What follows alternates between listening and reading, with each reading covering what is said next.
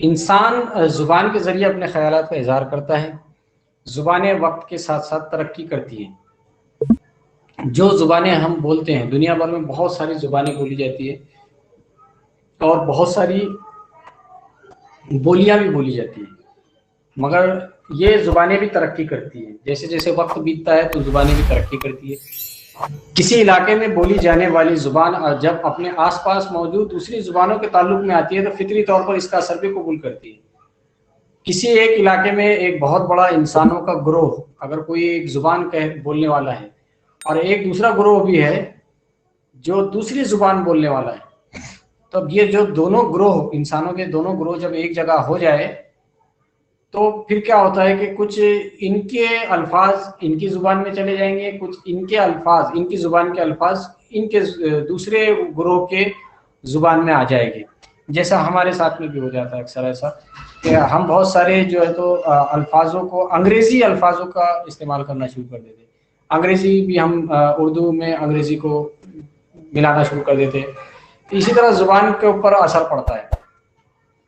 ایک زبان کے الفاظ جب دوسری زبان، ادب سماج کا آئینہ ہے۔ سماج میں جو بھی تبدیلیاں رونما ہوتی ہے ان کے اثرات ادب پر پڑتے ہیں۔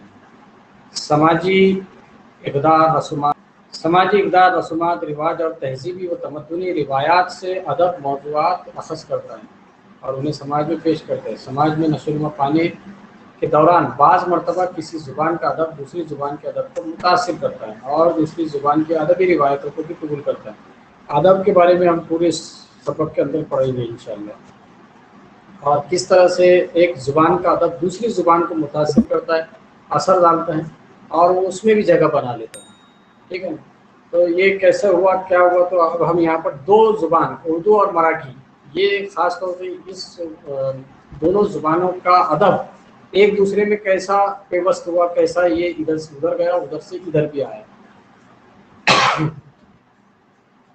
اسی طرح مراٹھی کے اثرات کی وجہ سے اردو میں کئی مراٹھی اصناف کو قبول کیا گیا، یعنی مراٹھی میں جس طرح غزل کو فروغ حاصل ہوا اردو کے اثرات کی وجہ سے، مراٹھی کے اندر اردو کے اندر غزلیں بولی جاتی ہیں۔ غزل آپ کے اس کتاب میں بھی آخری میں جو حصہ نظم ہے، حصہ نظم میں آپ کو غزلیات کا بھی ایک حصہ ہے۔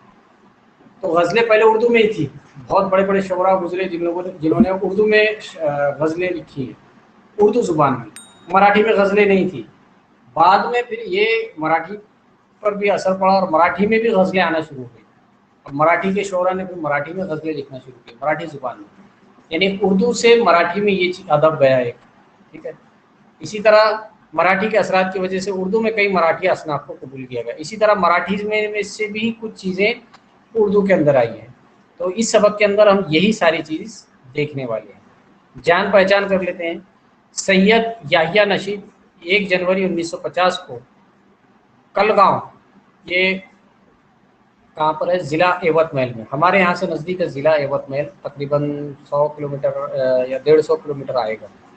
آپ اس کے ایوت محل کے ہی ایک گاؤں میں، کلگاؤں میں یہ رہتے ہیں حضرت سید یحییٰ نشید۔ 41 سال درس و تدریس کے انہوں نے پیشے سے اختیار وابستگی رہی ان کی۔ 41 سال تک انہوں نے بچوں کو پڑھائے۔ 2007 میں وہ بحیثیت ہیڈ ماسٹر ملازمت سے سبکدوش ہوئے۔ 2007 میں یہ ریٹائرڈ۔ تحقیق و تنقید سے بھی گہری دلچسپی ہے۔ اردو میں حمد و مناجات، دستوری فکر و فلسفہ، اردو مراٹھی کی تہذیبی رشتے، آپ کی قابل ذکر تصانیف، یہ کتابوں کے نام ہیں جو انہوں نے لکھے ہیں۔ ادبی خدمات کے اعتراف میں آپ کو سیتو مادھو راؤ پگڑی ایوارڈ اور مولانا قاضی سجاد حسین ایوارڈ اور حفیظ میرٹھی ایوارڈ سے نوازا گیا۔ یہ 3 ایوارڈ سے بھی ان کو نوازا گیا ہے۔